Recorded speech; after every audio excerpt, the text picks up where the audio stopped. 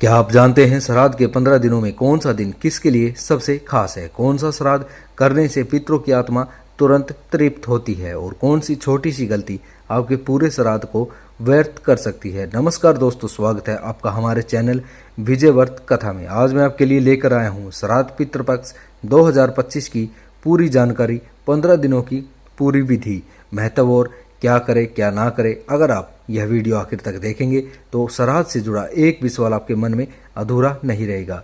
दोस्तों, वीडियो के बीच में मैं आपको एक ऐसा विशेष उपाय बताऊंगा जिससे पितृदेव तुरंत प्रसन्न होते हैं और घर में सुख समृद्धि का वास होता है। इसलिए इसे बिल्कुल भी मिस मत कीजिएगा। क्या आप जानते हैं श्राद्ध पक्ष के 15 दिनों में पितरों की आत्मा पृथ्वीलोक पर आती है और इन 15 दिनों में किया गया श्राद्ध हमारे पूरे परिवार के लिए सौभाग्य और समृद्धि का द्वार खोल देता है। क्योंकि दोस्तों, गाय को हरा चारा खिलाना बहुत जरूरी होता है। अगर गाय का हरा चारा न हो तो देसी घी की 2 इमरती जलेबी ले लो। वह 2 जलेबी आप अपने पितरों की नाम की गाय को खिला सकते हो, क्योंकि हमने भी ऐसा ही किया था दोस्तों। जब आसपास कोई सामग्री ना हो गाय को खिलाने के लिए तो हलवाई के पास जाकर उनसे आप बोल दो कि देसी घी की इमरती दे दो। इमरती एक जलेबी जैसी होती है दोस्तों। पूरी श्रद्धा से अमावस्या के दिन अपने पितरों का स्मरण करें, उनके लिए दान पुण्य करें, उनके लिए कीर्तन भी करवा सकते हो। तभी आप लोगों का कल्याण होगा, क्योंकि वह हमारे लिए स्पेशल इस दिन धरती पर आते हैं और हमारे घर के अंदर आते हैं, देखते हैं कि हमारे वंश क्या कर रहे हैं, हमारे लिए भोजन है या नहीं, घर की सफाई है या गंदगी, घर वाले कौन सी दिशा में चल रहे हैं, अच्छी दिशा में या गलत दिशा में। इसलिए दोस्तों, अगर पूरा साल नहीं तो केवल अमावस्या के दिन अपने आप को स्वस्थ दुरुस्त रखें, अपने पूरे घर को साफ सुथरा रखें, क्योंकि दोस्तों आपके बड़े बुजुर्ग जो पितृदेव महाराज होते हैं वह इस दिन आपके घर पर जरूर आएंगे, चाहे वह पक्षी के रूप में या किसी के रूप में भी आएंगे जरूर। दोस्तों, वीडियो को अंत तक जरूर देखते रहिएगा, क्योंकि अभी बहुत बड़ी बड़ी महत्वपूर्ण जानकारियाँ आपको मिलती रहेंगी। तो वीडियो को अंत तक जरूर देखें। दोस्तों, उनका तर्पण करें, उनका पिंडदान करें, अमावस्या के दिन उनका पवित्र आशीर्वाद लें, जिससे आपके घर का वास्तु शास्त्र बिल्कुल ठीक हो जाएगा और सारी गरीबी व रोग मुक्त हो जाओगे।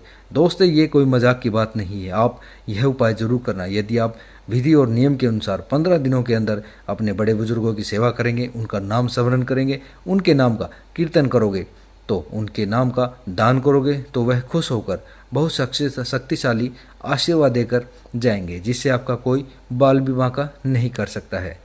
धीरे धीरे सारी बातें मैं आपको बता दूंगा, क्या करना है क्या नहीं करना है, सुबह उठकर क्या करना है, पूरे दिन क्या करना है, इस दिन मंदिर में जाना है या नहीं जाना, अगर किसी के घर में मौत हो गई हो तो उनको क्या करना है ताकि उनके परिवार के सदस्यों की भी मृत्यु हुई है उनका मोक्ष प्राप्ति हो। तो चलिए दोस्तों, शुरू करते हैं। इस पूरे वीडियो को अंत तक जरूर देखें।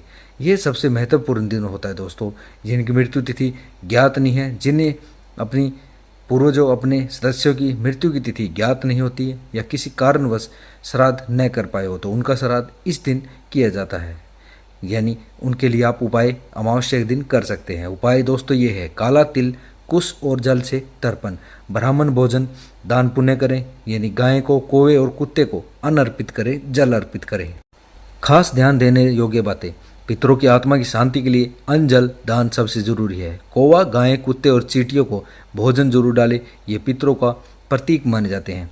श्राद्ध काल में यात्रा, विवाह, कोई भी शुभ कार्य टाल देना चाहिए। विशेष नियम दोस्तों: श्राद्ध हमेशा दोपहर यानी मध्यांतर में करना चाहिए, क्योंकि यह पितरों का काल माना गया है। मंदिर में जाकर पितरों के नाम से दीपदान, अन्नदान और ब्राह्मण सेवा करनी चाहिए। घर में पितरों की शांति के लिए गीता पाठ, विष्णु सहस्त्र नाम, महामृत्युंजय जाप करना अति उत्तम श्रेष्ठ है। अगर परिवार में किसी की हाल में ही मृत्यु हुई है और साल पूरा नहीं हुआ है तो उस आत्मा के लिए अलग एकाल श्राद्ध किया जाता है।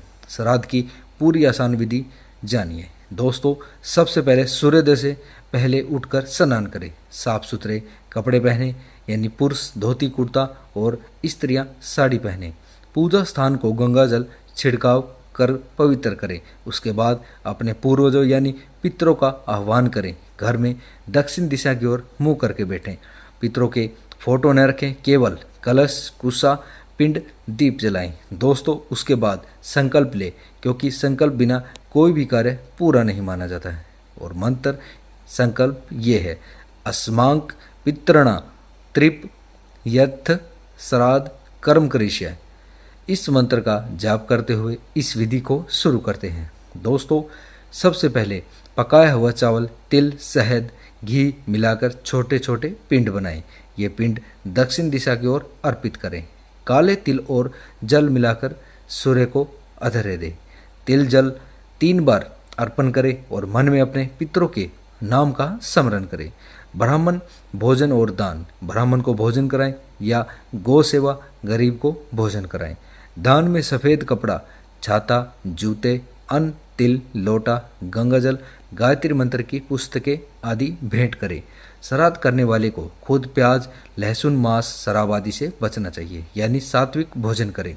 दोस्तों, गरुड़ पुराण में आया है कि बिना श्राद्ध के पितृ तृष्णा से भटकते रहते हैं। ध्यान रहे, श्राद्ध में प्याज लहसुन का प्रयोग बिल्कुल भी ना करें। श्राद्ध के किसी भी दिन काला तिल और दूध से तर्पण करने से पितृ विशेष रूप से प्रसन्न होते हैं। तो दोस्तों, ये थे श्राद्ध 2025 के पूरे दिन, यानी पूरे 15 दिन, हर तिथि का महत्व और सही विधि याद रखिए। श्राद्ध सिर्फ एक कर्मकांड नहीं बल्कि पितरों के प्रति कृतज्ञता का उत्सव है। अगर यह जानकारी आपके लिए उपयोगी रही है तो वीडियो को लाइक करें, अपने परिवार और दोस्तों के साथ शेयर जरूर करें और चैनल को भी सब्सक्राइब करें ताकि हम सब मिलकर पितृदेव को श्रद्धांजलि दे सके।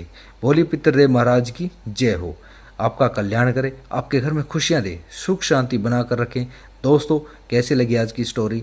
तो आइए अब हम जानते हैं पौराणिक कथाएं। भीष्म पितामह की श्राद्ध की कथा। दोस्तों, महाभारत के शांति पर्व में एक अद्भुत प्रसंग आता है। महायुद्ध समाप्त हो चुका था, लाखों वीर गति को प्राप्त हो चुके थे, कौरव पांडव दोनों ओर अपार विनाश हो चुका था और अब गंगा पुत्र महावीर प्रतिज्ञा पुरुष भीष्म पितामह सरसया पर लेटे हुए थे, यानी बाणों पर लेटे हुए थे। अपने अंतिम समय की प्रतीक्षा कर रहे थे।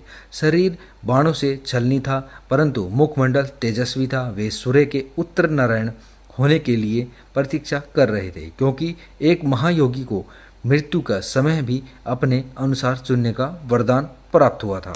इस समय धर्मराज युधिष्ठिर ने अपने भ्राताओं और श्री कृष्ण के साथ पितामह के समीप पहुंचे। युद्ध के बाद युधिष्ठिर बहुत खिन्न और निराश थे। उनके मन में अनेक प्रश्न थे। धर्म क्या है, अधर्म क्या है, जीवन का कर्तव्य क्या है और पितरों के विषय में, श्राद्ध और तर्पण के विषय में भी वे गहरे संदेह में थे। युधिष्ठिर ने हाथ जोड़कर कहा, हे पितामह, आप धर्मराज कहे जाते हैं। आपने जीवन भर सत्य और धर्म का पालन किया है। कृपा करके बताइए कि पितरों के लिए श्राद्ध क्यों करना चाहिए? क्या सचमुच श्राद्ध करने से पितृ तृप्त होते हैं? और यदि कोई मनुष्य श्राद्ध न करे तो उसका क्या परिणाम है? भीष्म ने गहरी सांस ली। उनकी आंखों से करुणा और करुणा भई गंभीरता थी। उन्होंने कहा, वत्स युधिष्ठिर, तुमने अत्यंत महत्वपूर्ण प्रश्न किया। मनुष्य के जीवन में 3 ऋण बताए गए हैं: देव ऋण, ऋषि ऋण और पितृ ऋण। देवताओं की पूजा और यज्ञ से देव ऋण उतरता है, गुरु और शास्त्र की सेवा से ऋषि ऋण उतरता है, परंतु पितरों का ऋण तो केवल श्राद्ध और तर्पण से ही उतरता है। जो पुत्र अपने पितरों का श्राद्ध करता है वह पितृ ऋण से मुक्त हो जाता है, और जो इस ऋण को नहीं चुकाता उसका जीवन अधूरा और अपवित्र माना गया है। भीष्म ने आगे कहा, श्राद्ध का अर्थ है श्रद्धा से किया गया कार्य।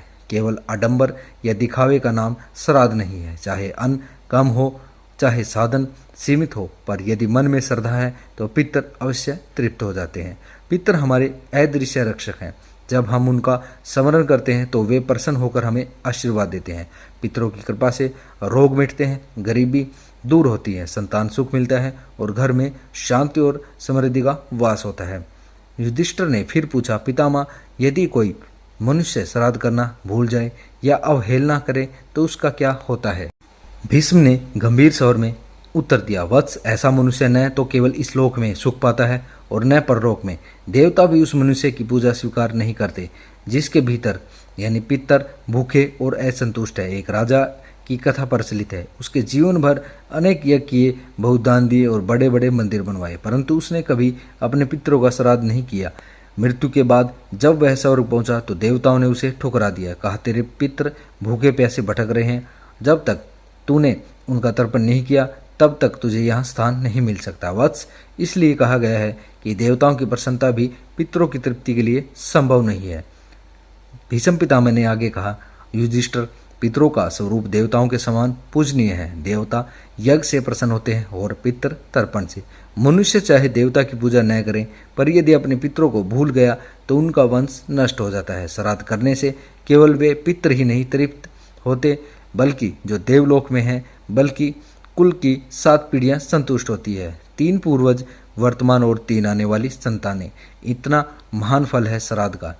भीष्म ने अंत में युधिष्ठिर को समझाया, वत्स, पितृपक्ष में समय श्राद्ध अवश्य करना चाहिए। यदि बड़ा अनुष्ठान संभव न हो तो कम से कम जल, तिल और अन्न से तर्पण करना चाहिए। वहाँ धन या वैभव नहीं, श्रद्धा और भक्ति नहीं मुख्य होती है। पितर यही चाहते हैं कि उनकी संतान उन्हें स्मरण करे, और जो संतान अपने पितरों को स्मरण करती है उसका जीवन कभी अधूरा नहीं रहता। उसे इस लोक और परलोक दोनों में सुख और शांति प्राप्त होते हैं। इतना कहकर भीष्म पितामह ने मौन धारण कर लिया। युधिष्ठिर के मन के सारे संदेह दूर हो गए। उन्होंने प्रणाम किया और मन ही मन संकल्प लिया कि जीवन भर पितरों का स्मरण और श्राद्ध अवश्य करेंगे। इस प्रकार दोस्तों, भीष्म पितामह ने धर्मराज युधिष्ठिर को श्राद्ध और पितर पक्ष की महिमा का उपदेश दिया, और हमें यह शिक्षा मिलती है कि पितरों के आशीर्वाद के बिना जीवन का कोई भी कार्य संभव नहीं होता। दोस्तों, अब हम कर्ण दानवीर की कथा सुनते हैं, जो कि श्राद्ध महिमा से जुड़ी है। महाभारत युद्ध समाप्त होने के बाद जब कर्ण दानवीर वीरगति को प्राप्त हुए तो उनकी आत्मा स्वर्गलोक पहुंची। वहां देवताओं ने कर्ण को स्वर्ण मंडित महल, रथ, आभूषण और शक्तिशाली आसन तो दिए, लेकिन जब वह भोजन का समय आया तो कर्ण को सोने चांदी के बर्तन और रत्न हीरे से बने भोजन मिले, जिसमें खाने को योग्य अन्न नहीं था। कर्ण आश्चर्यचकित हुआ और देवताओं से बोला, मैंने जीवन भर दान किया है, कभी कभी किसी को खाली हाथ नहीं लौटाया, फिर भी मुझे ऐसा भोजन क्यों दिया जा रहा है जिसमें अन्न नहीं है। देवताओं ने उत्तर दिया, हे कर्ण, तुमने जीवन में सोना, घोड़े, हाथी, धन, आभूषण सब दान किए हैं, परंतु तुमने कभी अपने पितरों को अन्न और जल का दान नहीं दिया। तुमने कभी श्राद्ध नहीं किया, इसलिए स्वर्गलोक में तुम्हें अन्न का फल नहीं मिल सकता।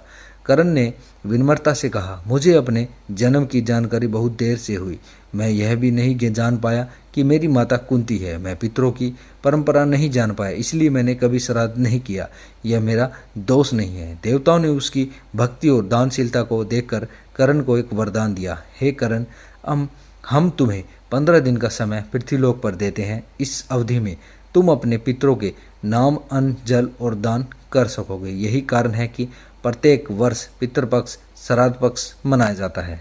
इन 15 दिनों में हर जीव अपने पितरों का श्राद्ध, तर्पण और पिंडदान करके उन्हें तृप्त करता है।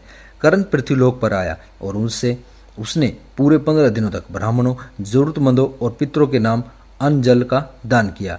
फिर वह पुनः स्वर्गलोक गया और वहां उसे उत्तम भोजन तथा अमर स्थिति प्राप्त हुई।